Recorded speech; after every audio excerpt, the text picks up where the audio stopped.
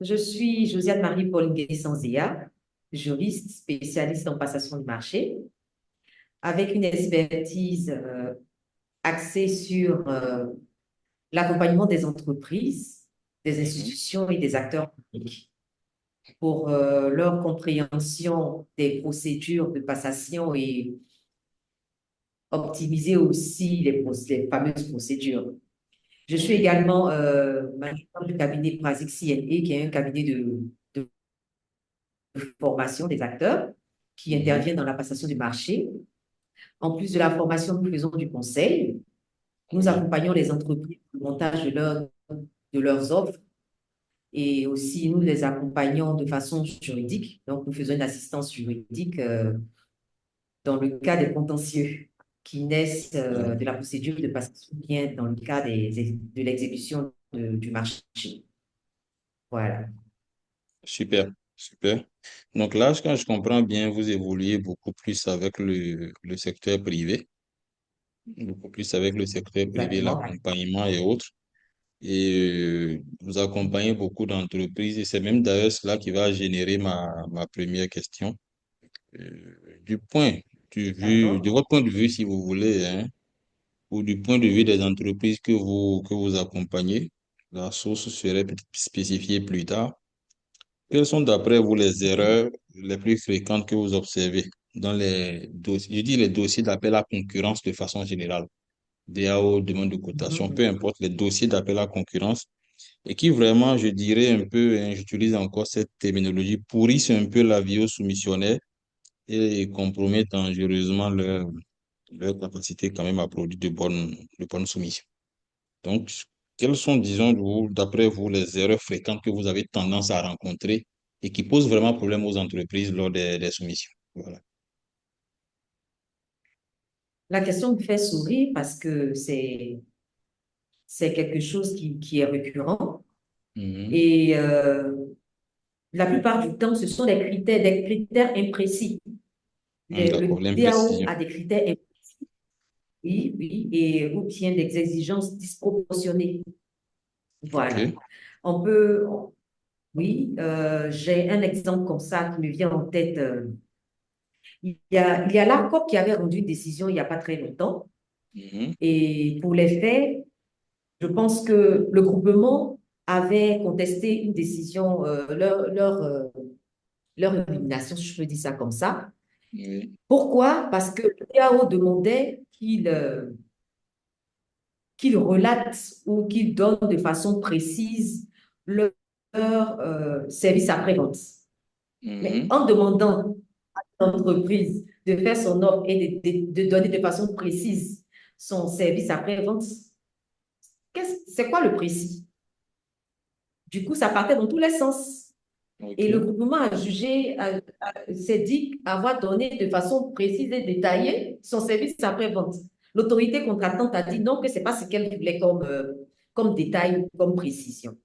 Donc, c'est parti dans tous les sens. Vous voyez? OK, je Et vois. du coup, quand on parle de critères ou d'exigences disproportionnées ou du moins de critères imprécis, je donne, pour moi, quand je donne ces détails du service après-vente, j'ai expliqué dans les moindres détails ce que vous voulez, ce que je fais. Et vous, vous dites non. Donc, si c'est un élément qui va prêter à interprétation, Oui, il faut imaginez que ça clarifier. ira dans tous les sens. Dans ce cadre-là, c'était une fourniture, ou c'est pas, ce sont des fournitures? Quel type de Oui, marché? c'était oui, c'était des fournitures. Parce que le Mhm. service C'était des après-vente, ça fournitures. peut aller dans tous les sens, comme vous l'avez dit, ça peut aller dans le sens même de la fourniture des pièces de rechange ou de remplacement, selon les cas. Ça peut aller même sur une Mhm. expertise carrément C'est additionnelle ça. de formation. Ça peut même aller encore même sur des questions liées à Mhm. de l'installation, c'est-à-dire la maintenance. Ça peut aller dans tous les sens, effectivement. Ça peut aller vraiment dans tous les sens. Et encore C'est une fois, ça. ça va même dépendre de la typologie pardon, de l'objet du marché. Donc vraiment, comme vous l'avez dit, vous avez souligné Marché. l'imprécision et les disproportions aussi. Donc sur les disproportions, vous avez quelque chose à ajouter Oui. là-dessus. Oh, je pourrais déjà parler de ce critère de 10 ans d'expérience. Vous voyez, on prend. Ça revient tout le temps. Tu prends Oui. ce dossier d'appel d'offres, 10 ans d'expérience, 10 ans d'expérience, alors que vous pouvez avoir une PME qui n'a pas autant d'expérience, mais qui pourrait vous proposer une très bonne offre et pourrait réaliser ce marché-là haut les mains. Mhm. Bon, c'est qu'aujourd'hui, les autorités contractantes aussi vous opposent quelque chose. Qu'on le veuille ou non, on dit, les marchés publics, c'est une approche de gestion de risque, de façon de A à Z. De A à Z. C'est Donc, il ça. faut se donner les moyens d'avoir des entreprises qui ont quand même, de par leur expérience, l'historique. Parce que l'expérience ne peut jamais être, l'historique d'une entreprise ne peut jamais être dissocié de son expérience, d'après ce qu'ils disent. C'est intéressant parce que vous, vous êtes Oui. du côté de l'accompagnement du secteur privé. Et je sais que vous n'êtes pas en train de vous faire l'avocat hein, du secteur privé. Et moi, je suis dans l'accompagnement du secteur public. Et moi aussi, je ne suis pas en train de me faire, de jouer le rôle de défenseur, mais on expose des faits que nous Oui. avons dans nos environnements respectifs.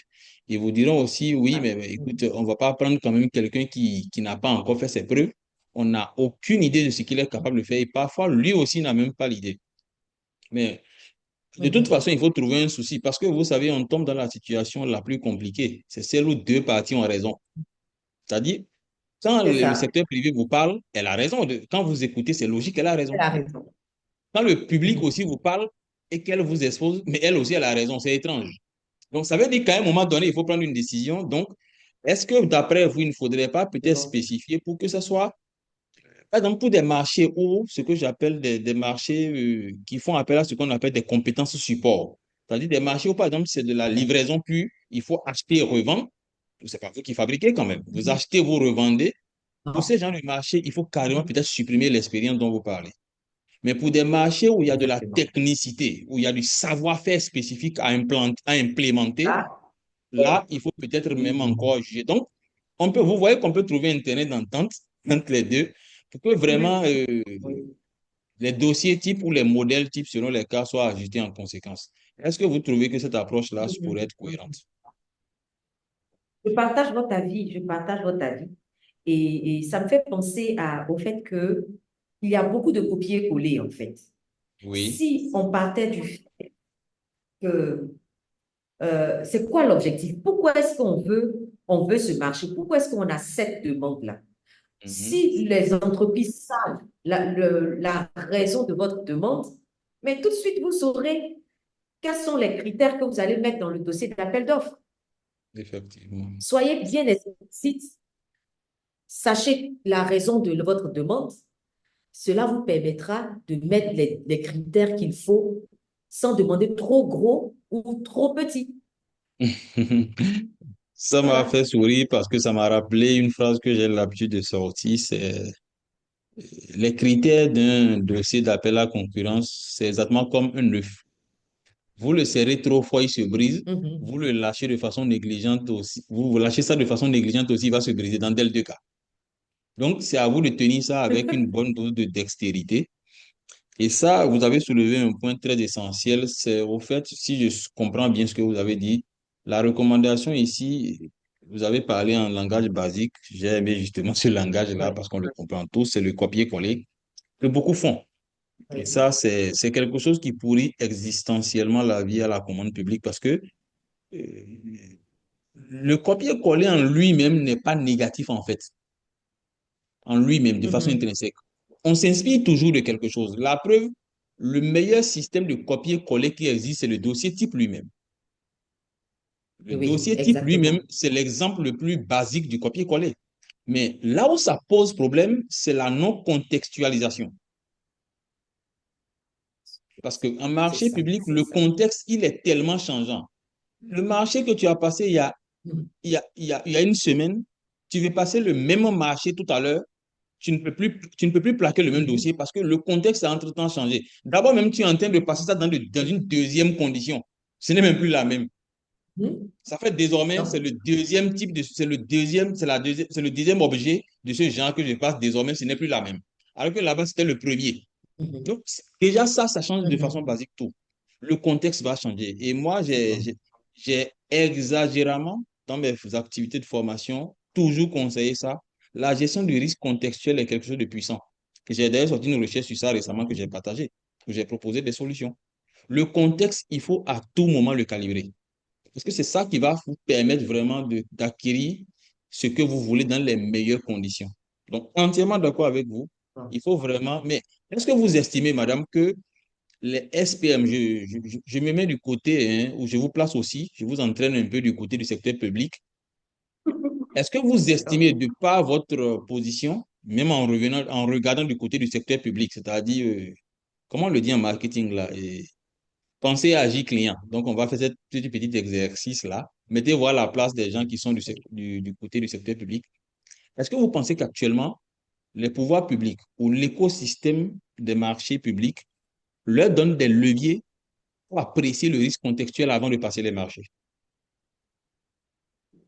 Je peux dire un petit oui, parce Oui. que on a la possibilité d'avoir recours à un expert Mhm. si on ne s'y connaît pas. OK. Donc, ce dernier sera comme l'interface entre le marché Mhm. et l'autorité contractante. OK. Voilà. Si je vais prendre un exemple. Si je suis un SPM et Mhm. je ne m'y connais pas dans la construction des routes, Oui. on a la possibilité d'avoir recours à un expert qui va faire OK. une étude préalable, et en fonction de ce qui nous ramènera comme résultat de son étude ou du marché ou du terrain, je Oui. pourrais bien évidemment rédiger un dossier d'appel d'offres avec les détails de son rendu. Donc, je dis un petit oui. Ah, vous avez raison de dire un petit oui. Ça veut dire que ici, c'est un risque contextuel primaire. Je l'appelle comme ça, risque Oui, contextuel primaire. Là, oui, on a les leviers. Pour la législation, même, on donne les leviers juridiques parce qu'aujourd'hui, vous avez, même lors des commissions d'évaluation, avant même, bien sûr, même quand vous êtes en évaluation, aujourd'hui, les législations vous donnent la latitude en tant que responsable d'adjoindre des personnes ressources qui vont vous aider à vraiment oui, maîtriser le cœur de oui, métier. Et puis voilà. Donc, ça peut se faire suffisamment en amont pour vous permettre tenir tous les risques. Sur ce plan, le risque c'est contextuel, ça. je dirais de premier degré. Mais il y a un risque contextuel de Mhm. deuxième degré, ou je dirais même de second, je vais m'arrêter à ça, qui lui est nettement plus Ouais, capricieux. Il est nettement plus capricieux. Vous avez c'est pris ça. l'exemple d'une route. C'est intéressant parce que vous avez, par exemple, dans les marchés publics, vous allez voir un ingénieur génie civil routier qui est spécialiste des routes et qui vous Oui. aide vraiment à atteindre le risque contextuel de premier degré dont j'ai parlé, dont on a parlé d'ailleurs, que vous avez soulevé. Mais il y Mhm. a quelque chose d'autre qui va vous guetter, c'est que lui, il est technicien. Le souci, c'est que si, par exemple, vous lancez ce marché-là et que les Oui, entreprises les doivent techniciens. importer du bitume ou du liant hydrocarboné, par exemple, et que ça devait venir des pays du Golfe, c'est-à-dire l'entreprise compte faire venir le Mhm. lien hydrocarbonné, le bitume des pays du Golfe, c'est qu'il y a quelque chose qui n'a pas, Ah, sur lequel il n'a pas anticipé. il C'est n'a pas qu'actuellement, il y a une crise et exactement c'est sur bloqué lequel il n'a là-bas. pas anticipé. Donc ça, le technicien, qui t'a tenu le risque numéro de Il premier ne peut pas degré, prévoir. il ne peut pas forcément aller à ce Oui. niveau. Là, ça sort un peu de la technique. Non. C'est carrément de l'étude de marché. Il Oui. faut connaître le risque géopolitique. Sinon, imaginez que lui, il n'intègre pas Mhm. ça. Mais les coûts ont flambé. Le risque logistique est présent, le risque sécurité, beaucoup de choses. Donc, les risques contextuels de deuxième degré, Mais ce sont les après, plus n'oubliez pas que c'est le précieux. cas de force majeure et on prévoit Bon, cela dans le marché. Ce sont les cas de force majeure. oui, mais le problème, quand vous les connaissez déjà, ce n'est plus un cas de force majeure. Le Ouais. cas de force majeure, c'est ce Non, qui du tout, pourrait quand même. arriver que vous ne savez pas encore. Et c'est là que justement j'appelle, moi je les catégorise dans les risques contextuels parce que moi j'estime que ce qui, lorsqu'on est en train de faire un audit en marché public, je refuse d'accepter qu'on me catégorise en cas de force Mhm. majeure, par exemple la crise du Moyen-Orient. Ce n'est pas possible Mhm. parce que ça C'est tu le quelque savais chose. ou tu es censé le savoir. Maintenant, si au moment où Oui. tu étais en train de lancer, il n'y Oui. avait pas encore cette crise et que tu l'as suivi plus tard, on comprendrait. Mais si au moment où Mhm. tu lances, la crise Mhm. existait déjà, tu es censé savoir ça. Oui. Donc, c'est peut-être pour ça que je fais cette Oui. distinction. Je suis peut-être un peu plus, je suis peut-être capricieux, plus rigide, mais c'est une réalité. Et bien pour ça, Je vous partage voyez que ce entièrement. deuxième paramètre-là, c'est 1 milliard de paramètres qui peuvent influer sur le marché. Les oui, conditions climatiques peuvent influer, les conditions politiques, les conditions juridiques, les conditions environnementales. Il y a toute une série de risques, les risques politiques même. Donc, vous voyez, oui, aujourd'hui, on a même le politique et les risques géopolitiques qui sont carrément même en top 1 des risques qui menacent nos marchés aujourd'hui.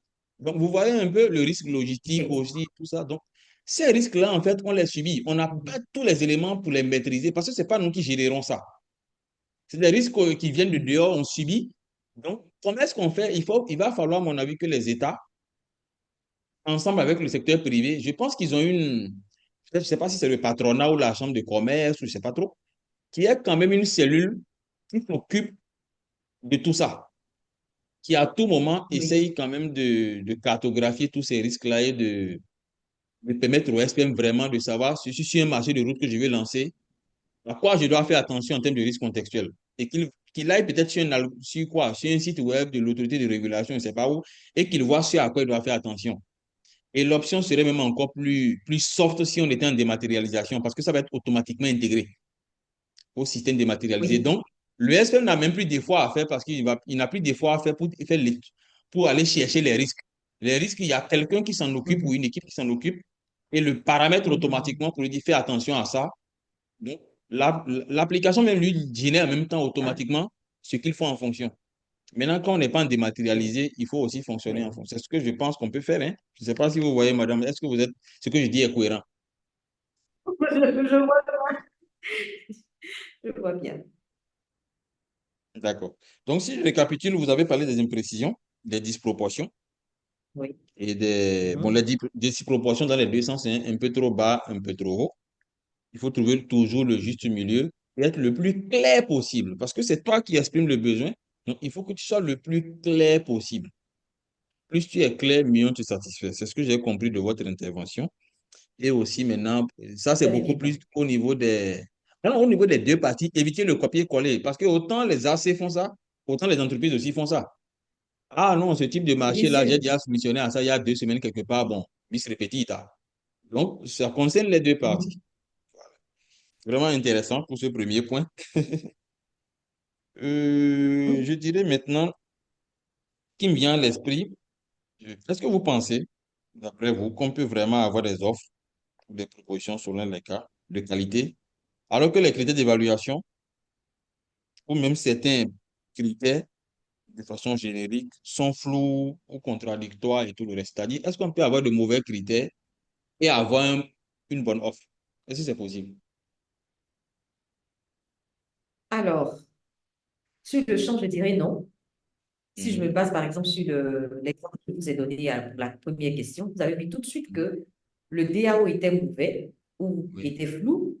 Du oui, coup, les interprétations partaient dans tous les sens. Donc, tout de suite, mhm. non. Ça, c'est le principe. Oui, Après, je dirais oui, mhm. il est possible et la probabilité elle est minime Oui, si c'est une entreprise qui a pour habitude de oui, soumissionner pour ce genre d'offre, voilà, comme j'ai dit tout à l'heure, la construction de routes, voilà, j'ai pour habitude de soumissionner pour ce genre de marché. Donc, que l'offre, que le DAO soit flou ou pas, je sais tout de suite par expérience oui, ce qu'il y a lieu de faire.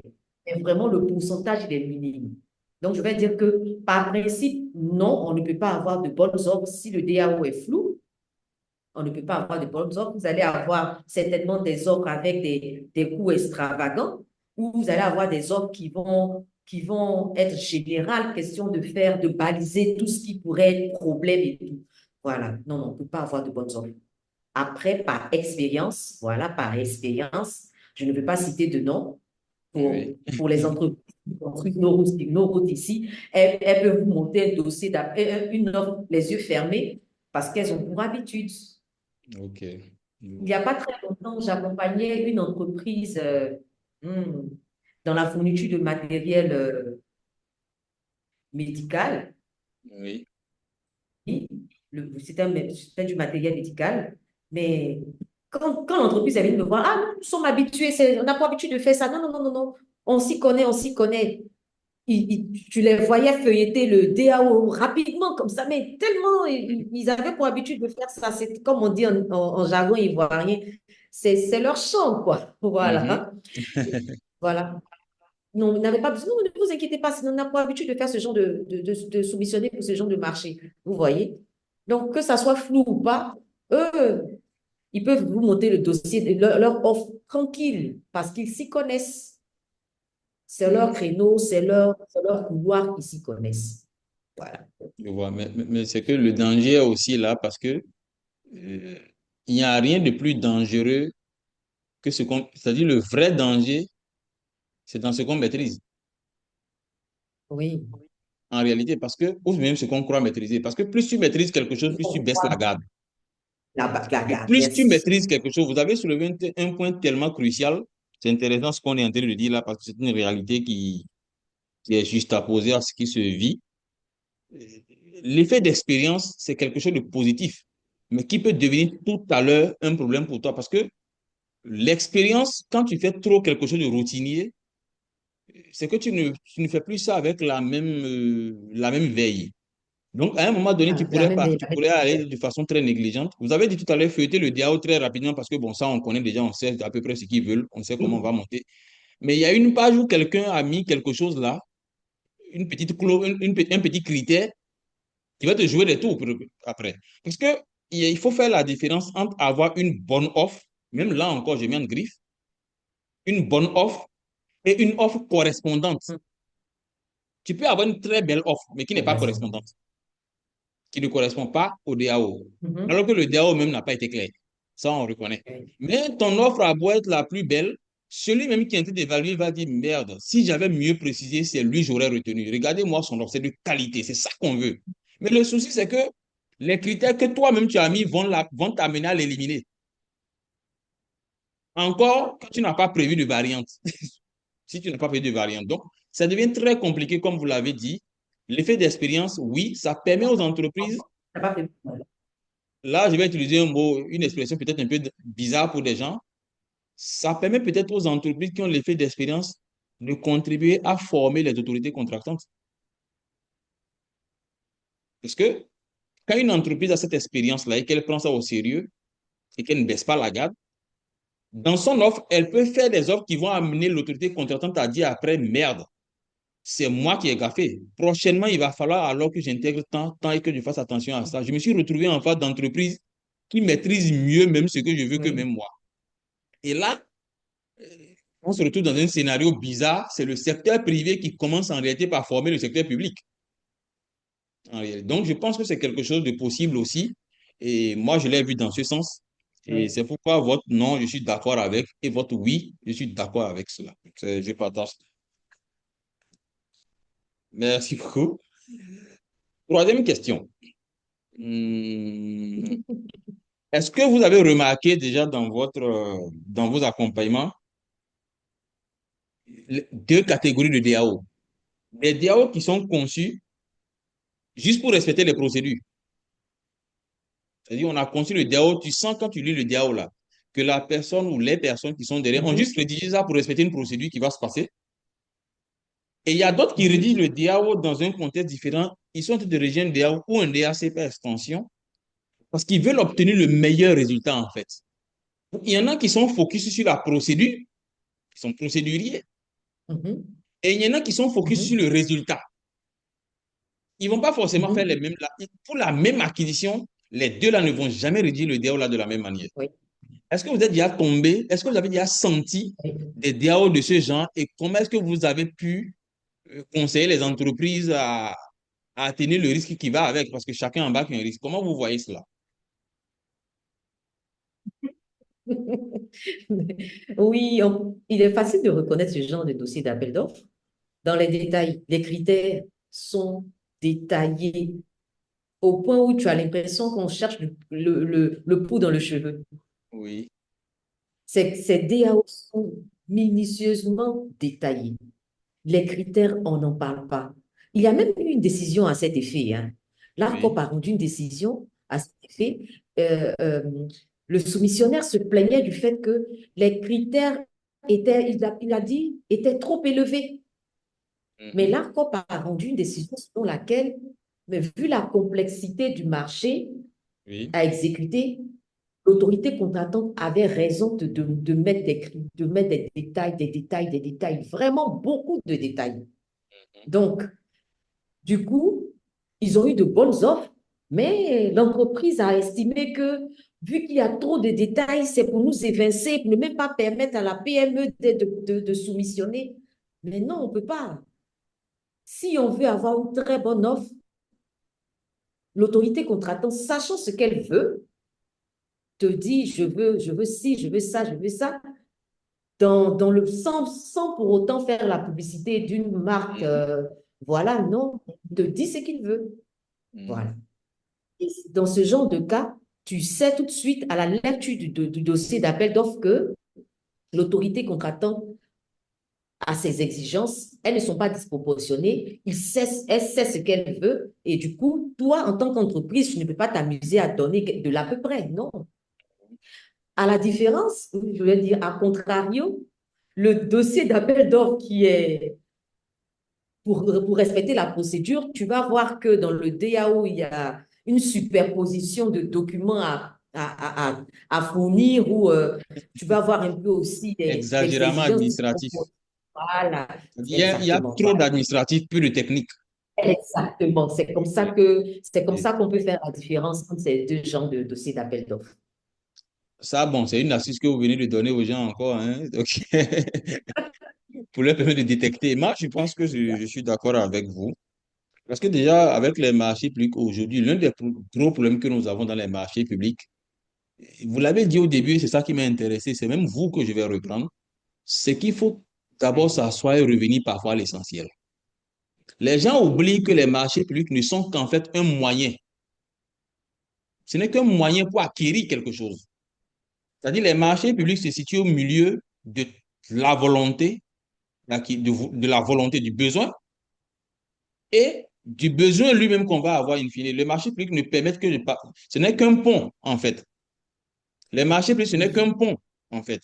Mais les gens ont parfois tendance à faire en sorte que on a tendance à penser que les marchés publics, c'est la finalité, que c'est la procédure même qui est la finalité. C'est pas vrai. Donc, ils sont tellement dans la procédure qu'ils vont perdre trop de temps dans la procédure. Il n'y a plus de l'efficacité. Et vous avez des SPM qui sont contents d'avoir eu un marché infructueux, mais parce qu'ils ont passé la bonne procédure. Et ça s'est bien passé, il n'y a pas eu de litige. Ça s'est bien passé, le DAO n'a pas été contesté et on a fait un audit. Tous les points du DAO, tout est OK, je suis en zone verte. Il est content, mais le résultat, est-ce que tu l'as en fait? Donc, il va falloir Non. qu'on soit orienté résultat. Qu'on n'oublie jamais que tout ce qu'on est en train de faire là, c'est pour acheter quelque chose et des gens vont l'utiliser quelque part ou des populations vont l'utiliser. Il faut qu'on n'oublie jamais ce paramètre-là. Donc ça, je suis entièrement d'accord avec vous. Il faut vraiment faire une différence entre le résultat et la procédure qui permet d'avoir le résultat. Oui. C'est un piège parce qu'aujourd'hui, on a tellement formalisé les marchés publics que ça a rendu ça a fait en sorte que les gens pensent que c'est la procédure la finalité. Et ça, c'est aussi le danger. C'est aussi le danger. C'est Entièrement vrai. d'accord C'est avec vrai. vous. Ce que vous dites là, c'est arrivé hein, sur des marchés aussi, même s'il y a eu un cas au Sénégal où il y a eu une contestation entre le... C'est même devenu une guerre tripartite entre l'autorité de régulation, une société nationale en charge de l'électricité et un fournisseur qui estimait qu'il y Mhm. avait des câbles électriques qu'on avait demandé, mais qui étaient carrément orientés vers une marque. Mhm. Parce qu'il n'y avait aucune autre marque qui faisait ça. Donc, il y a eu ce problème-là, mais l'autorité de régulation a fini par donner raison à la société d'électricité. Pourquoi? Parce que c'est des domaines normalisés, c'est des domaines extrêmement normatifs. Dans les domaines où il y a des acquisitions qui sont soumises à beaucoup de normes, il faut faire attention. Donc, quand toi, la PRMP, tu dis, il ne faut pas que je ferme tout. Après, on va dire que je vais orienter, je vais donner le marché à quelqu'un, je vais rester un peu ouvert. C'est à très risqué péril. Parce que tu vas réussir ça, d'accord. Beaucoup vont être satisfaits du fait qu'ils ont pu soumissionner, qu'ils ont même pu gagner. Mais qu'est-ce qui va se passer au niveau du produit final? Tu vas avoir des incompatibilités. Surtout dans le domaine de l'énergie électrique, vous imaginez, c'est utilisé dans un réseau. C'est encore pire. Donc, quand vous avez des domaines où il y a des normes, où cette normalité, il faut faire très attention. Là, vous êtes obligé d'être dans la précision et même dans ce que j'appelle dans des exigences même un peu élevées, comme vous l'avez dit. Ce n'est que pour avoir les meilleurs, ce qu'il faut. Parce que ça ne sert à rien d'acheter quelque chose. Vous imaginez une SPM, on achète quelque chose et on te dit 2 mois après que ce n'est pas compatible, ça pose des problèmes. Tu vas devoir reprendre toute la procédure. Effectivement. Le risque moral, d'abord, la charge morale, tout ça, c'est compliqué. On perd de l'argent, on perd dans tous les sens. Donc, pour ne pas arriver à ça, je pense Mhm. qu'il faut aller dans le sens de ce que vous avez dit. Moi, je suis entièrement d'accord avec vous, madame. Ah, Merci. Quatrième question. Quatrième question. Est-ce que vous pensez que tous ces risques qu'on a soulevés depuis la première question, l'imprécision, les disproportions, les copier-coller, les risques contextuels, les DA orientés, procédures que orientées, solutions, tout ça, tout ce qu'on a dit là, jusque-là, est-ce que vous pensez que la dématérialisation peut être une solution pour cela? Est-ce que vous pensez qu'avec la dématérialisation, on peut pour réduire répondre ça? à votre question, je vais dire, c'est quoi la dématérialisation? La dématérialisation, Excellente c'est de question. laisser le papier passer à Internet. Parce que vous savez, cette terminologie-là, aujourd'hui, il y a tellement Bon, de mots qu'on se perd. Je suis d'accord avec vous. Ça, c'est intéressant que vous m'avez posé. Donc, je vais mieux clarifier ma question. la Ici, je vais parler de ce qui est normalisé Oh, en termes de oh. jargon, e-procurement, c'est-à-dire la passation électronique des marchés, la gestion de tout le système de passation des marchés, de l'expression des besoins jusqu'à la fin du processus, y compris l'évaluation même des marchés. Le e-procurement. Donc, Mhm. tout ce qu'on a aujourd'hui de matérialisé, Alors, de physique, qu'on dématérialise tout, même en procédure, commission d'évaluation, tout est dématérialisé. Il n'y a rien de physique. C'est de mhm. cela que je parle. Ok, d'accord. Alors, c'est une très belle question parce que déjà, nous sommes en Afrique Mhm. et nos connexions sont stables. Nos connexions sont stables. Mhm. Je veux soumissionner, on me dit aujourd'hui, tout se fait via Internet. Mhm. La connexion est stable. Oui. Dire que c'est une aubaine, je vais dire oui et non. Oui, en ce sens que ça crée la transparence, en ce sens que ça peut minimiser la corruption. Mhm. Oui, en ce sens que si je veux des clarifications en tant qu'entreprise, ça sera quelque chose qui se fera rapidement. Mhm. Mais non, je dirais non, parce que si je monte un mauvais dossier d'appel d'offres sur papier, que ce soit sur papier, que je l'emmène aujourd'hui, je le transforme en e-procurement, je le transforme en quelque chose que je vais mettre via Internet, je ne vois pas où est-ce que c'est une aubaine. Au fait, Je transfère mon mauvais dossier d'appel d'offres en ligne. Je comme ne le vois dit pas. Ivoirien, appareil photo fait pas magie. Ça sort comme ça sort. Voilà, C'est-à-dire, si ça le sort comme DAO est ça déjà en sort. version physique, était déjà mauvais, même si tu le dématérialises, ça ne va Mauvais, pas faire la magie. Ça va être un DAO et dématérialisé mauvais aussi. franchement, donc je ne vois pas en quoi est-ce que le hip Ça vous, sera une aubaine, ça il vous sera fait de la rire solution. vous-même. Vous-même, ça vous Du fait tout. rire parce que j'imagine vous êtes en train là, vous avez là à l'esprit ceux qui sont en train de vendre le e-procurement comme une solution miracle. J'ai l'impression que c'est de vous vous moquer. Ah, ben exactement, c'est pour ça que je ris.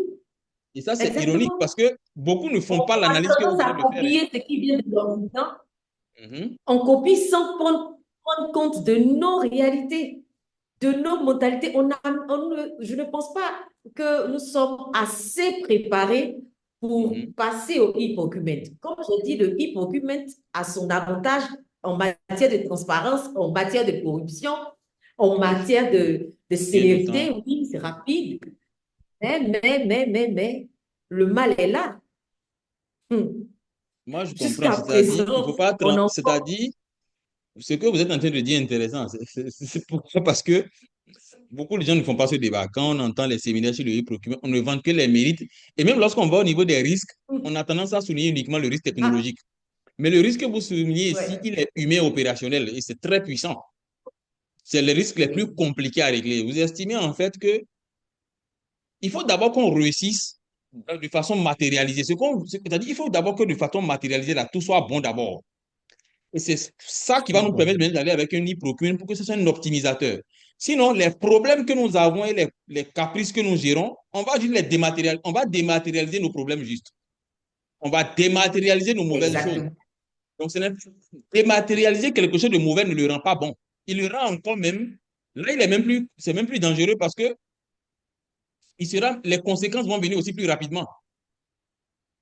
Donc là, je comprends l'état d'esprit, donc je comprends bien ce que vous dites. Et ça, c'est quelque chose que beaucoup n'ont pas tendance à analyser avec beaucoup de froideur. Ça vous fait beaucoup rire parce que beaucoup de gens vendent cela comme la solution miracle. Et Tout ça, à fait. il faut faire attention parce que ce que tu n'as pas réussi à faire déjà de façon non dématérialisée, si tu le transfères en dématérialisé, ça va donner la même À chose. réaliser. Les conséquences seront même plus graves. Parce que si tu as un risque, par exemple, même d'intégrité, beaucoup, par exemple, je ne sais pas pourquoi ils n'arrivent pas à voir que même avec la dématérialisation, on peut toujours continuer à faire de la corruption. Je ne sais pas comment les gens n'arrivent pas à voir ça. Ils pensent que dès qu'on fait dématérialisation, c'est zéro corruption. Ce n'est pas vrai. D'abord, ce sont des humains qui sont derrière ces systèmes. Ce sont des humains que tu le veux ou non qui vont paramétrer les dossiers d'appel à concurrence. C'est eux qui vont paramétrer. C'est toujours l'acheteur public qui va paramétrer. S'il sait qu'il a quelqu'un qui veut livrer ici ou autre, il peut paramétrer un incoterm ou quelque chose en fonction. Mais la dématérialisation sera Ah réussie. oui. Mais il va biaiser le schéma. C'est toujours possible. Donc, il faut vraiment aller travailler en amont pour régler les vrais problèmes systémiques que nous avons pour ne pas les dématérialiser. Et je vais même ajouter quelque chose à ce que vous avez dit, madame. C'est même la question liée, je dirais toujours systémique, liée au fait que les gens oublient généralement que le e-procurement dont on parle n'est pas un slogan. Un slogan. Et que ça ne donnera rien si tous les systèmes de base de votre administration publique ne sont pas déjà dématérialisés et ont atteint des niveaux de fiabilité et d'interopérabilité exceptionnels. Ça ne servira à rien. Le e-procurement va devenir une couche supplémentaire. Par exemple, vous avez votre état civil. L'état civil dans votre pays n'est pas dématérialisé, n'a pas un niveau d'interopérabilité avancé. Comment vous voulez que le système de e-procurement que vous avez mis en place arrive à détecter le conflit d'intérêts entre un soumissionnaire et un responsable marché public? Comment il va faire ça? Très beau point que Il ne vous peut avez pas faire. soulevé. Il ne peut pas le faire parce qu'il n'a pas accès à ça. Votre système n'est pas. Donc, alors que les deux sont mariés, c'est un couple. Voilà. Vous ne pouvez pas savoir ça. Donc, votre système Il va sera là, savoir. il sera bon, il sera opérationnel, mais il ne va pas atteindre les résultats. Vous n'allez pas atteindre les résultats. Donc, pour moi, en plus de ce que vous avez dit, il va falloir que nos pays se préparent vraiment à accueillir ça. Il faut qu'on fasse des transformations systémiques au niveau de tout ce qui est administration, secteur privé, nos gestions de bases de données. On doit réussir tout ça et le e-procurement va maintenant devenir une finalité. Quand on fait ça, on finit avec le e-procurement. Madame, pour finir rapidement, je vais ajouter quelque chose. C'est vous qui êtes à l'honneur aujourd'hui, pas moi. En Corée du Sud, le système, le CONEPS de la Corée du Sud, ils ont des marchés que nous passons sous nos cieux en 6 mois, 4 mois. Le CONEPS les passe en 2 heures. En 2 heures. C'est-à-dire, Wow. ils lancent à midi, à 14 heures, c'est fini, jusqu'à la fin de contractualisation. Ils ont fini. En 2 heures, le système, c'est fini. Ils ont des systèmes d'acquisition dynamique avancés. Mais ce que les gens oublient, et ça, c'est le danger des pays qui veulent copier ça. Parce qu'il y a un pays qui a copié le CONEPS et qui ne l'a pas caché, c'est la Tunisie, le système TUNEPS. Et certains pays même sont en train de vouloir copier TUNEPS, c'est-à-dire on est même en train de transposer même la bêtise à 2 niveaux. Et ça, c'est ce que vous avez dit, le copier-coller sans tenir compte du contexte. Parce que ce que tu vas implémenter là, n'oublie pas que de façon originelle, ça vient de la Corée du Sud. Mais la Corée du Sud, c'est l'un La des Corée pays du Sud. c'est le pays le plus connecté au monde en termes de connectivité. Ça, c'est un. Je ne parle pas encore de connexion, de tout ça là même. Ça encore, je laisse même de côté. C'est d'autres problèmes, ça. Mais je parle du fait que l'administration publique est digitalisée là-bas. Vous allez à Singapour, ils le font pourquoi? Parce que là-bas, c'est le pays qui a l'administration publique la plus digitalisée au monde. Ils ont une administration publique la plus avancée en termes de digitalisation. Donc, c'est plus facile pour eux que le e-procurement leur donne les meilleurs résultats. Ça leur donne les meilleurs résultats parce qu'ils ont digitalisé quasiment tout déjà. Et maintenant, le e-procurement, quand on vient le déposer sur ça, ça optimise tout. Donc, nos États doivent comprendre ça, hein, que le e-procurement, sans avoir transformé les systèmes de nos pays, ne va servir à rien. Ça Il va servir à servir rien, à oui. rien. Ça ne va servir à rien. Ça va devenir juste une application comme ça qui ne dit pas et tout va continuer par se faire. Comme vous l'avez dit, ce qui se faisait en ordre dématérialisé va juste continuer. On va juste migrer, on va continuer juste nos mêmes bêtises en ligne, c'est tout. Donc voilà un peu. Donc il faut qu'on soit, et ça, madame, ce que vous avez soulevé vient rappeler quelque chose qu'on a dit, il faut qu'on soit orienté résultat au lieu d'être orienté procédure. Venir dire non, dans notre pays, nous, on a un système avancé. Maintenant, tous nos marchés publics sont faits de façon dématérialisée. Ce n'est pas un slogan. Quels sont les résultats que tu obtiens avec ça? Est-ce que tu obtiens les meilleurs résultats avec ça? C'est ça qu'il faut voir. Donc, entièrement d'accord avec vous, madame, sur ce point. Donc, oui et non, si je fais pour le... rebondir un peu sur ce que vous avez, Allez-y, madame. voilà. Pour rebondir sur ce que vous avez dit, je repensais à un cas quand j'étais en fonction dans un établissement public national. Oui. On n'avait pas quand on avait des marchés internationaux, on n'avait pas la possibilité de vérifier l'authenticité des documents quand il s'agissait des entreprises qui venaient de l'extérieur. Mhm. Comment tu fais pour savoir si le document que l'entreprise te donne est authentique ou pas? Est-ce que les informations sont vraies? Tu vas appeler à l'extérieur, tu ne sais même pas si tu tombes sur non, c'est pas vrai. Et les Si propres tu tombes secrétaires sur qu'ils la ont bonne positionnés photo. entre-temps là-bas, quoi. Oui, on n'avait aucun moyen de vérification. On te donne un contact que tu appelles, peut-être que c'est l'entreprise même qui décroche, tu ne sais pas, je veux dire Bien sûr. le soumissionnaire même qui décroche et qui te dit, oui, le document est authentique. On a aucun moyen de vérification. Aucun. Effectivement. Donc, quand vous parlez du fait que on n'est pas connecté, rien n'est connecté, Mhm. du coup, la vérification, le hypocrite même C'est vrai. le faire, on ne le fait pas pour le faire. C'est Il vrai. faut que C'est vrai. certaines choses soient faites en amont Je suis d'accord avec vous. avant de le mettre en Et vous pratique. voyez aujourd'hui ce dont vous parlez, ça veut dire qu'en fait, on doit se tenir la main, ne serait-ce qu'à l'échelle communautaire et tout. Aujourd'hui, on a par exemple une plateforme, je vais l'appeler comme ça, qu'on appelle, c'est le réseau africain. Il y a les autorités de régulation en Afrique ont une fêtière, par exemple.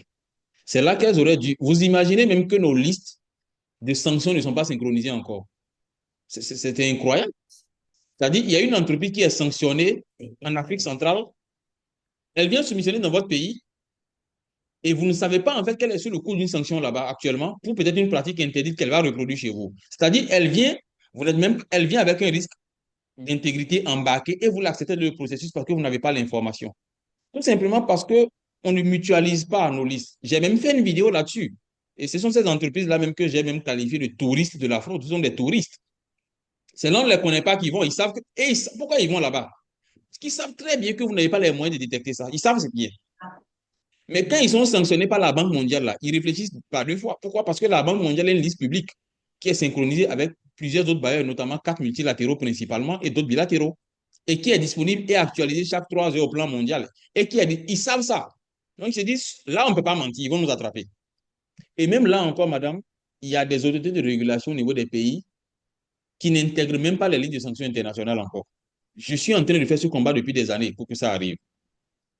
Comment une entreprise, vous allez me dire qu'une entreprise est sanctionnée par la Banque mondiale, mais comme elle n'est pas sanctionnée dans votre pays, l'entreprise arrive à avoir une attestation de régulation, de non-exclusion de la commande publique. Ce qui la rend, ce qui fait qu'elle est légitimée et participe au processus. Mais le souci, c'est que ce pourquoi on l'a sanctionné là-bas, qui est même une sanction ongoing peut-être, cette sanction-là n'est pas liée à la territorialité. Elle a peut-être fait une bêtise en RDC, je dis de n'importe quoi. Et elle vient se missionner en Côte d'Ivoire. Et vous dites non, comme ce n'est pas en Côte d'Ivoire, en Côte d'Ivoire, non, on ne lui reproche rien.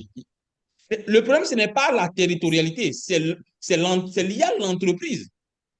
C'est ça le problème que nous avons. Entreprise. C'est un risque embarqué entreprise, ce n'est pas un risque de territorialité. Donc, on ne se donne pas les moyens de mutualiser ça pour vraiment coincer, pour que les gens puissent se dire en tant qu'au niveau du secteur privé, si je fais une fraude quelque part, je suis foutu. Non. Mais aujourd'hui, les gens se disent, bon, même si ici, là, on m'a fait tant, je vais juste quitter ici, aller faire ailleurs. Parce que je sais que là où je vais, là, les gars, là, ils n'ont aucun moyen pour m'attraper. Donc, à un moment donné, il va falloir qu'on pose vraiment les bonnes questions, réalistes, et qu'on se dise quelles sont les solutions qu'on va trouver pour régler ça. Et on peut le faire. On peut le faire.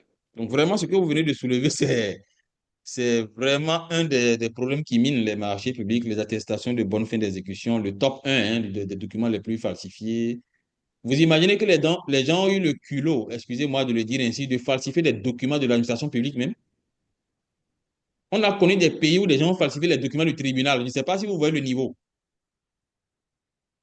Des gens sont venus déposer, des gens sont venus déposer une offre. C'est arrivé dans une entreprise que j'accompagne au Sénégal. C'est-à-dire, leur entreprise a lancé un appel à concurrence. Et les entreprises ont déposé des offres.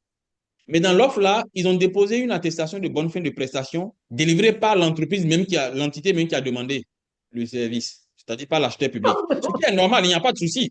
Si tu avais déjà fait la prestation chez moi, il n'y a pas de souci. Mon attestation est valable. Voilà.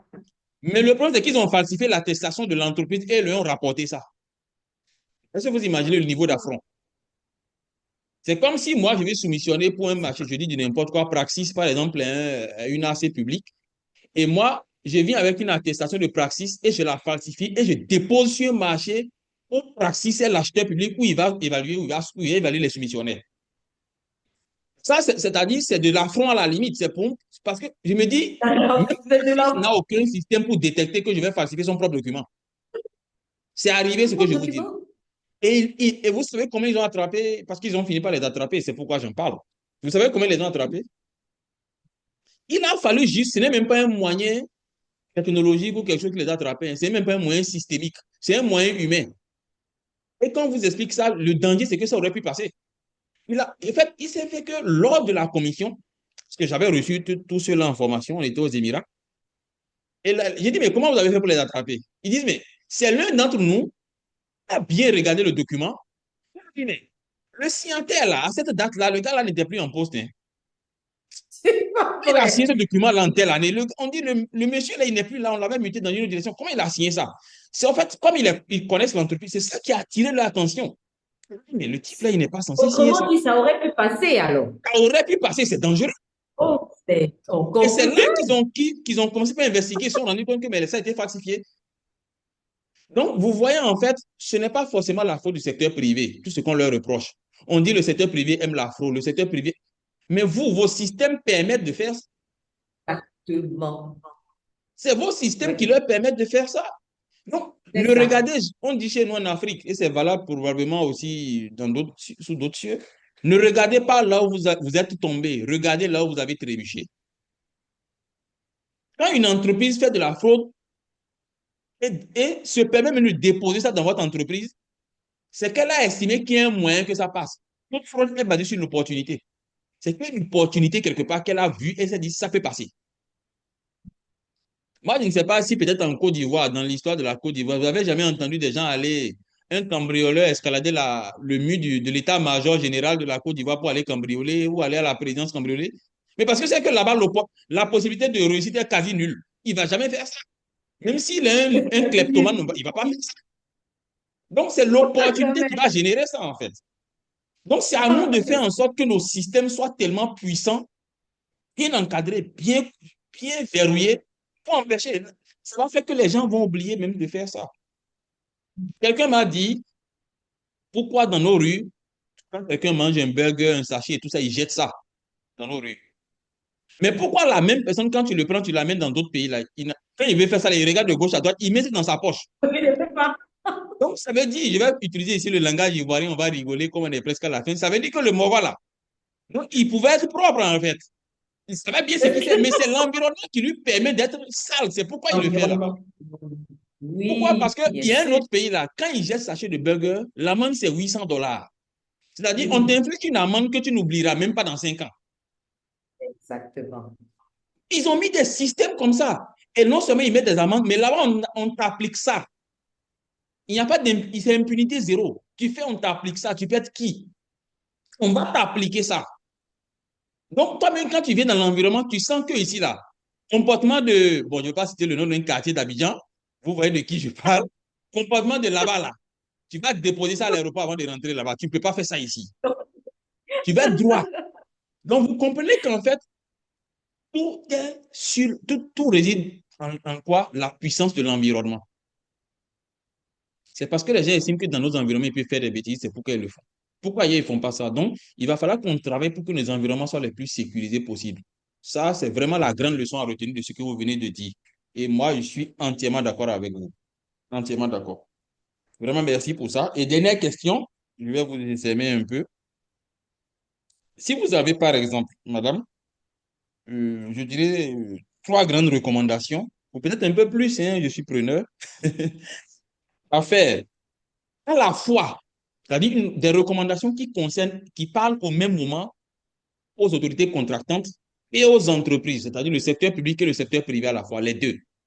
Des recommandations qui ne parlent pas seulement à l'une des parties sans l'autre, mais qui parlent au même moment aux deux. Qu'est-ce que vous recommanderiez aujourd'hui?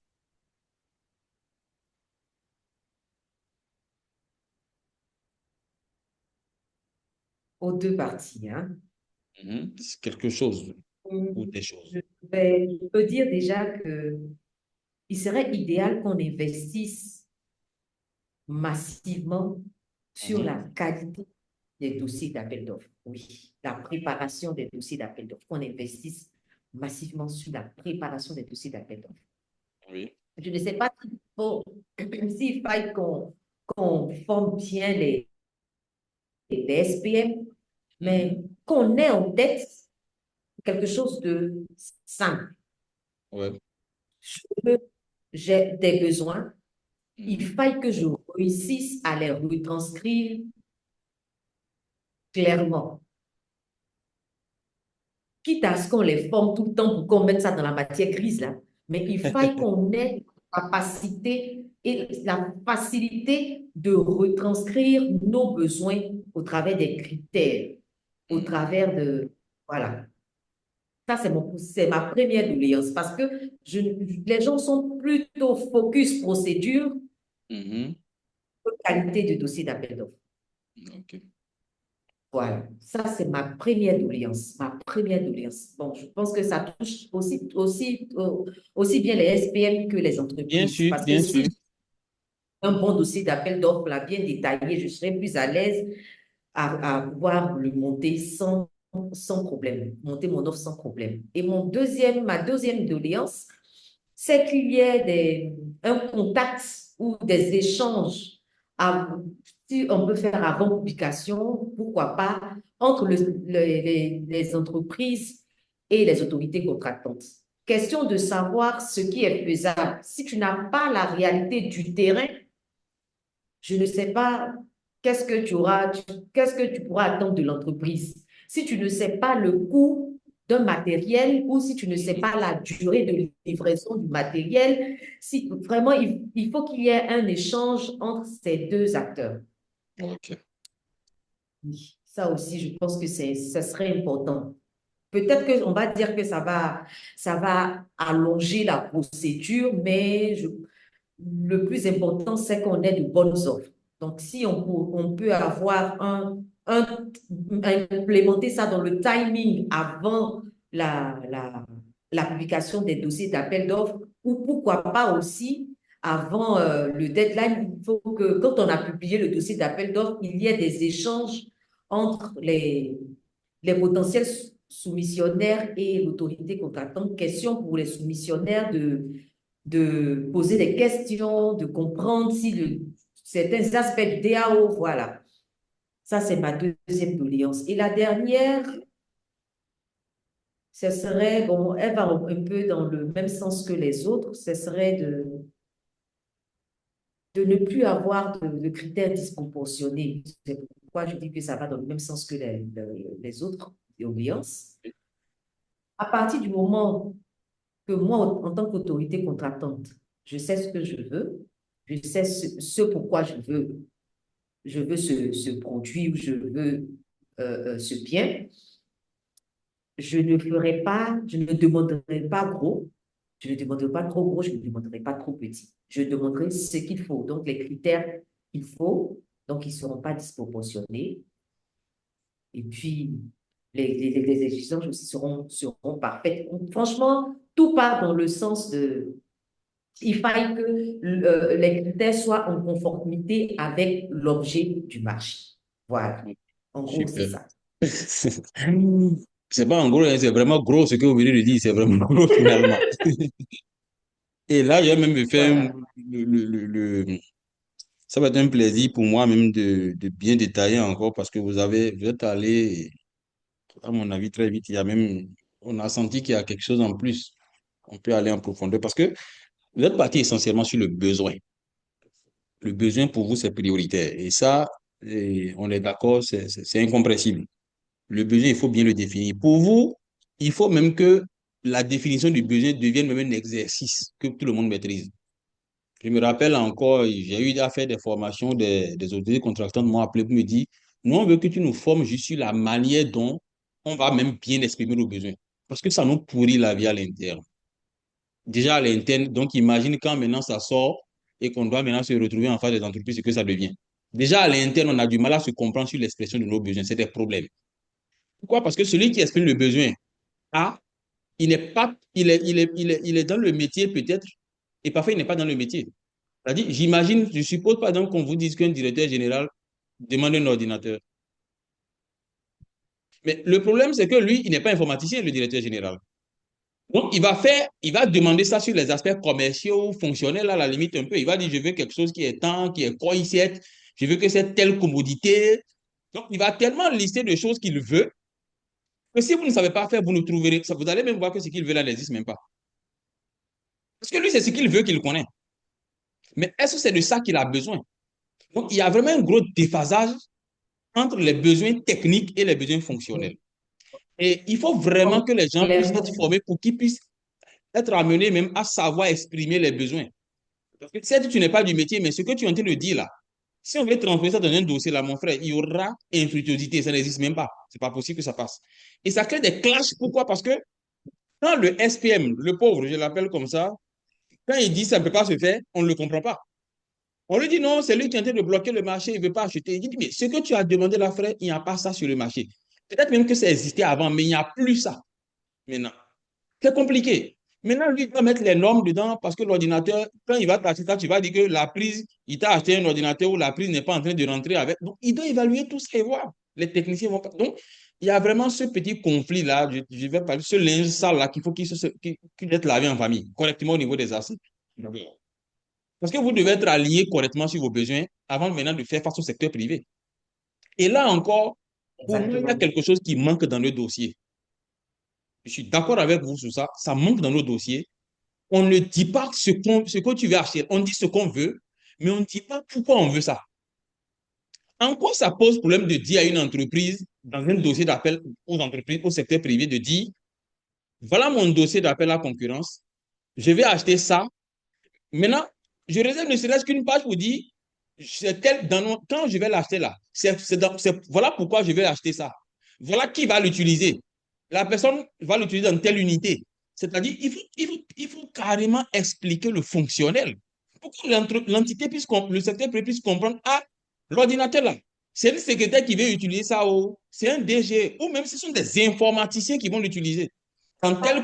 telle condition. Il faut que le besoin fonctionnel puisse suivre. Sinon, le besoin technique seul ne suffit pas.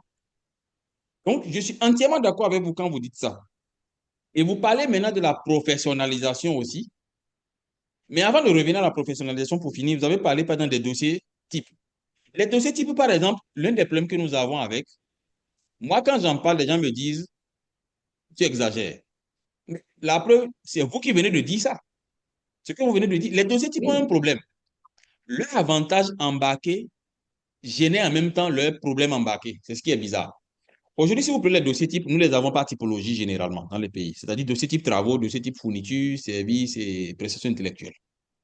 Et là encore. Mais quand vous rentrez dans le domaine des prestations intellectuelles, vous prenez un dossier type prestations intellectuelles. Mais là, vous avez tous les problèmes du monde. Et c'est ça qui amène les problèmes au niveau des critères. C'est que le dossier type prestation intellectuelle ne peut jamais ne peut jamais être compatible avec tout ce qui est prestation intellectuelle qui existe. Le dossier type prestation intellectuelle Donc, aura des spécificités différentes s'il s'agit d'une étude d'impact environnemental et social, mais ça aura des exigences exactement. différentes si vous êtes sur un marché de formation, si vous Oui, voulez recruter un oui, oui, cabinet de oui, oui, formation. C'est oui, tout à différent. fait. Ce qui fait que Tout à fait. Tout à fait. on dit, d'accord, quand tu dis ça, on te dit, oui, mais le dossier type, il est fait pour être flexible. C'est justement pour ça qu'on te fait un dossier type pour être flexible. Mais le souci qui va se poser, C'est que c'est là maintenant que vous laissez cette flexibilité-là à l'agent public et c'est là qu'il commet des erreurs en voulant adapter le dossier type à la situation. C'est là qu'il commence par rater les critères maintenant. Donc, c'est en fait vous qui le poussez dans l'erreur. Qu'est-ce que Oui, ça nous oui, coûte, oui. madame? Qu'est-ce que ça nous coûte dans nos pays de dire? Je fais un exercice simple, madame. On est en 2026. On peut dire depuis 2015, ça fait 11 ans, n'est-ce pas? Disons non, 10 ans si vous voulez, parce que la 11e année n'est pas encore finie. Depuis 10 ans, dans l'administration publique ivoirienne, quels sont les marchés qu'on a le plus passé en termes de typologie? Quand on prend travaux, quels sont les objets de marché qui reviennent le plus? Fourniture, quels sont les marchés qu'on a le plus passé? On va avoir, ça c'est des statistiques qu'on a. On a ça. On peut avoir ça en 24 heures, c'est disponible. Et on dit d'accord, ça veut dire que dans les marchés de fourniture, par exemple, on s'est rendu compte que c'est les ordinateurs qu'on passe en top 1, les mobiliers de bureau en top 2, le matériel roulant en top 3. On a cette hiérarchisation-là. Qu'est-ce qu'on va faire? Si c'est 1000 marchés en fourniture, on ne veut pas faire 1000 dossiers types. Mais au moins, on va se dire, les 10 marchés les plus passés là, qu'on a le plus passé dans les 10 dernières années, côté catégorie fourniture, on doit faire des dossiers types Mhm. spécialisés pour ça. Parce que c'est ça qu'on passe beaucoup. Ça veut dire que l'hypothèse de probabilité est déjà élevée en cartographie des risques. Donc, ça veut dire qu'il faut qu'on aille rédiger des dossiers qui seront adaptés à l'acquisition de matériel roulant, fourniture, matériel roulant, dossier spécifique adapté à fourniture, mobilier de bureau, dossier fourniture adapté aussi à, par exemple, je dis n'importe quoi, à matériel informatique. Donc, ça ne nous coûte rien. Et ce que je suis en train de dire là, la Banque mondiale l'a déjà fait. Si vous regardez les dossiers types de la Banque mondiale, c'est spécifié comme ça. Ils font des dossiers types spécialisés parce que ça leur permet de régler leurs problèmes. Donc, à ce niveau, il faut vraiment, vraiment, vraiment que les dossiers d'appel à concurrence deviennent spécifiques autant que possible. Donc, qu'on est dans un type de marché, qu'on ait plusieurs dossiers d'appel à concurrence. Ce n'est pas, ce que je dis là n'est pas inédit, c'est possible et les gens l'ont déjà fait ailleurs. Et ils ont même fait des dossiers type situationnels. Vous vous rendez compte? La Banque mondiale, pendant Covid, a fait des dossiers type spécial adaptés à la réponse Covid. Des dossiers types qui ont tenu compte du contexte dans lequel nous sommes. Mhm. C'est-à-dire c'est un document agile, les dossiers types. Que les gens me disent, on a un dossier type qui est en vigueur depuis 5 ans, ça m'étonne. Je dis, mais depuis 5 ans, le contexte a changé. Comment ton dossier type, lui, ne bouge pas? Donc, il faut quand même C'est ça.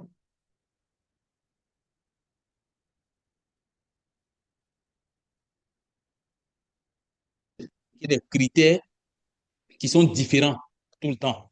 Vous avez deux SPM de deux entités publiques du même pays. Sur le même marché, les critères des marchés ne sont pas les mêmes. Parce que chacun Mhm. interprète ça comme il veut, il met des critères ici, il augmente, il diminue ici, donc c'est compliqué. Et après, ce sont des litiges. Parce que malheureusement, le secteur privé fonctionne par approche de comparaison.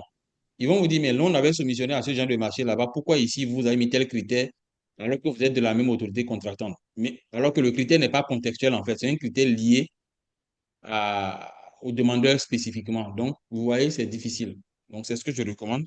Et le dernier point dans ce que vous avez dit que je vais encore commenter, Mhm. c'est de maximiser les échanges entre les deux parties, le secteur privé, les acheteurs publics. Et ici, c'est même ça que, ça me rappelle même une phrase que vous avez eu à sortir.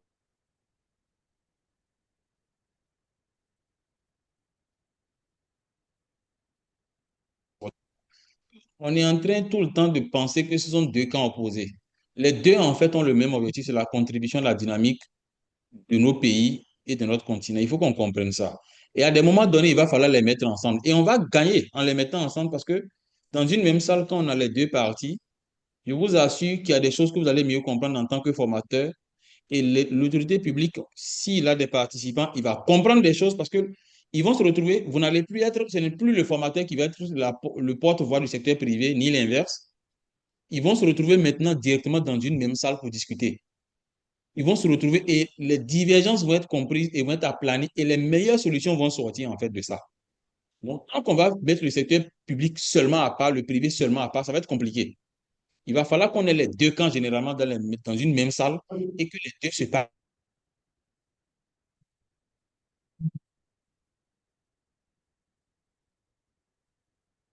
de chaque partie pour que vraiment on puisse comprendre qu'est-ce qu'il faut prendre comme décision. C'est là qu'on pourrait avoir les meilleures résolutions. Sinon, si on forme uniquement le secteur public, on va avoir des résolutions qui ne sont que dans l'intérêt du secteur public parfois. sans comprendre parfois ce que le secteur privé vit. Et ainsi de suite. Le secteur privé aussi, vous la formez elle seule, elle va fonctionner avec une approche purement commerciale. Ce sont ses intérêts qu'elle va mettre devant. Et ça va pas. Donc, il va falloir les deux pour que vraiment la C'est vrai. commande publique se porte bien. Parce qu'il n'y a pas de commande publique sans les deux parties. C'est ça même l'essence de la commande publique. Il y a acheteur et vendeur. Un marché, c'est offre et demande. Vous ne comprenez pas les deux, vous ne comprenez rien du marché. Si vous comprenez seulement une des parties, vous n'avez rien fait. Il faut comprendre les deux parties. Et ça, c'est peut-être un peu mon plaidoyer que je vais dire pour finir, qui est basé, bien sûr, sur le troisième point que vous avez si brillamment abordé. Mais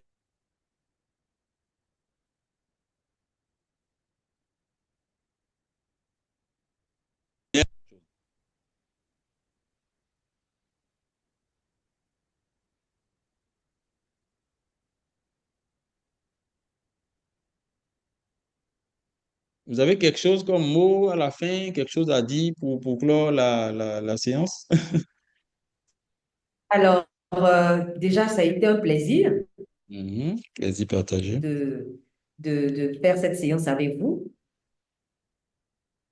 Et le mot de fin que je pourrais donner, c'est vivement une formation avec les deux acteurs, les deux parties, Oui. les SPM et les entreprises, afin d'en ressortir plus aguerris. Et puis, ça nous donnerait de prendre des résolutions, des dispositions qui donneraient aux deux parties d'être gagnantes. Voilà. Donc, vivement que Bass Consulting et Praxis se rencontrent pour que on fasse quelque chose de beau, Ah oui, hein, afin que on va les créer acteurs on va faire ça, c'est viennent. possible. Voilà. C'est Ça, c'est possible. mon plaidoyer de la fin. Une formation co-organisée à l'intention du public ivoirien, que ce soit les indépendants aussi, hein, ils ont leur mot à dire, les indépendants. S'il y a même des étudiants qui sont intéressés, pour qu'ils puissent voir ce qui les attend aussi, donc ça va être très bien si on pouvait avoir un public aussi composite et faire quelque chose d'essentiel et sortir de vraies recommandations qu'on pourrait formuler aux administrations, aux autorités contractantes et aussi au secteur privé, notamment le patronat, la chambre de commerce et autres. Merci beaucoup, madame. Ce fut un plaisir et j'espère qu'on aura l'occasion de renouveler cette séance-là. Et je suis content d'avoir caché d'avoir coché, pardon, d'avoir coché la case de.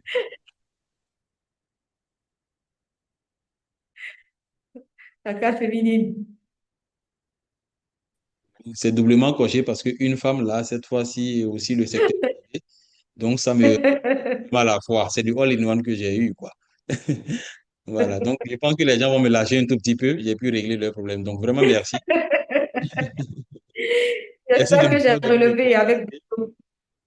Pour moi, quand même, brillamment. Je pense que vous avez sorti les vrais problèmes et je pense qu'on aura d'autres beaucoup. choses encore à faire. Merci encore une fois et excellente semaine et que le travail bien fait puisse toujours nous guider. Merci beaucoup. D'accord.